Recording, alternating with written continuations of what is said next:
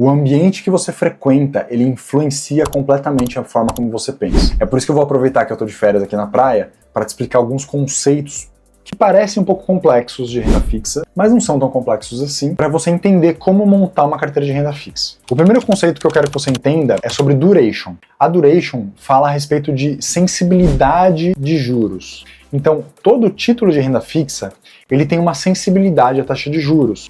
Isso por quê? Quando a taxa de juros de mercado sobe, aquele título de renda fixa que você comprou, ele pode perder atratividade. Então, imagina que você comprou um título pré-fixado a 10% ao ano. E aí, pouco tempo depois que você comprou esse título pré-fixado 10% ao ano, a taxa de juros subiu para 15% ao ano. Você concorda que aqueles 10% pré-fixados perderam atratividade? Você está deixando de ganhar o que o mercado está oferecendo 15%? Então você está ficando com 5% para trás? Esse efeito de subida de juros do mercado no preço do título é um efeito negativo, é um efeito inverso, na verdade, que eu vou falar daqui a pouquinho. Mas eu quero que você primeiro entenda que o investidor, aliás, os investidores como um todo, que formam o mercado, eles vão olhar para a taxa de juros de mercado, aqueles 15%, e vão falar que não vale mais a pena comprar aquele título pré a 10%. Consequentemente, o preço desse título de 10% vai cair. Quando o preço do título de 10% cai, ele consequentemente faz com que aumente a rentabilidade esperada nesse título de renda fixa. Imagina que você comprou esse título de 10% ao ano por R$1.000. Você vai receber então ao ano 10% desse título, ou seja, R$100 todo ano. Se você vai receber R$100 todo ano, mas os investidores já não querem mais pagar R$1.000 por esse título, isso significa que a rentabilidade dele vai aumentar. Mas como que isso vai acontecer? Exatamente assim. Vamos supor que aqueles seus R$1.000 caíram para 800, mas os seus R$100 de juros anuais não mudaram.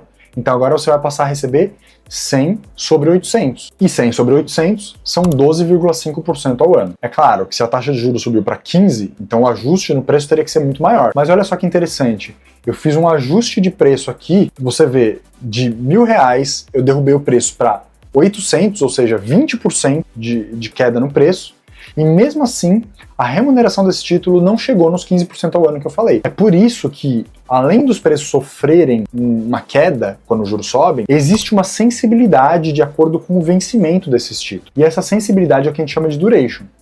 A duration, ela vai te indicar o seguinte: para cada 1% de alta nos juros, o quanto que o preço vai cair. Ou o contrário, para cada 1% de queda nos juros, quanto que o preço vai subir. Nesse caso, eu dei um exemplo aqui, né? Talvez seria um título mais longo, digamos assim, né? Porque os títulos longos, quanto mais longo o vencimento do título, geralmente maior a duration dele. Então, se esse título tem uma duration, por exemplo, de 10%, significa que para um movimento de 1% de alta nos juros, o preço do título vai cair 10%. Você vê que é mais ou menos o que aconteceu, inclusive, né? O preço do nosso título caiu 20%, enquanto que a taxa de juros dele subiu 2,5%. Então dá até para dizer aqui, ó, se a gente fizer uma conta simples, mais ou menos uns 8%, uns 8 de duration. Então, uma duration de 8 significa que a cada 1% de alta nos juros, o preço do título vai cair 8%. Foi isso que aconteceu. Subiu 2,5, 2,5 vezes 8, vai dar os nossos 20% provavelmente. Então, o conceito de duration ele é bastante importante, porque na hora de montar um portfólio, você não pode pegar títulos de renda fixa todos com a mesma duration. É importante você diversificar a duration dos títulos da sua carteira para que você possa, em momentos de maior elevação de juros, você não ter uma perda muito grande no seu portfólio. Então, você precisa ter o seu portfólio com uma duration média, bem estruturada para o ciclo econômico que você está vivendo. E aqui eu acho que eu já cobri alguns conceitos importantes para você. Mas antes de eu continuar, já se inscreve aqui no canal e ativa o sininho, porque eu vou publicar para você uma série de vídeos sobre carteira de renda fixa e você vai conseguir montar um portfólio bem diversificado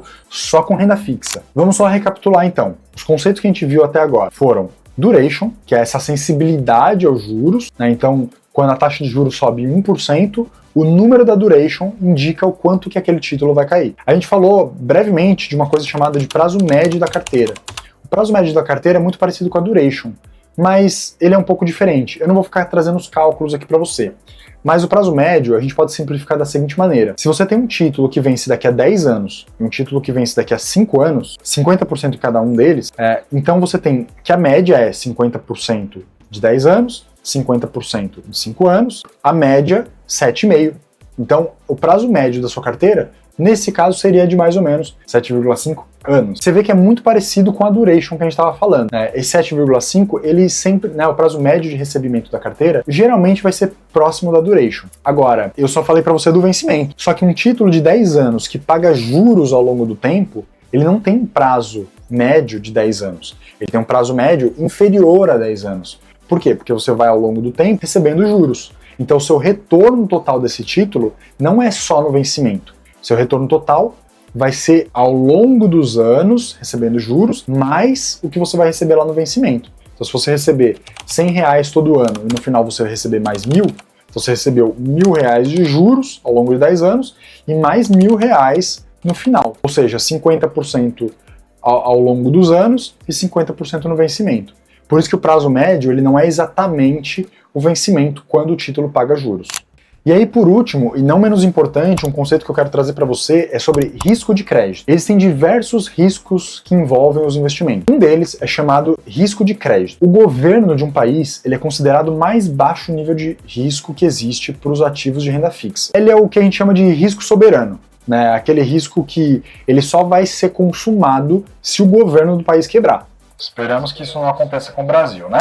Então, o risco de crédito dos investimentos de renda fixa, ele está associado ao mais baixo nível de risco, que seria o risco soberano do país, e o mais alto nível de risco, que seria aquela empresa que já deu calote e não deve mais pagar nenhum dos juros que ela se comprometeu a pagar. Esse nível de risco é o que a gente chama de rating, que é o risco de crédito. Então, o rating de crédito da empresa, ela geralmente vai do mais baixo ao mais alto, sendo que o mais baixo nível de risco geralmente é o que a gente chama de AAA, né, os 3 As, AAA. Por que a gente chama de AAA? Porque existem agências classificadoras de risco que elas têm essa graduação. Então o mais baixo nível de risco é 3 As, depois vem 2A, depois 1A, depois 3Bs, 2Bs, 1B e assim por diante.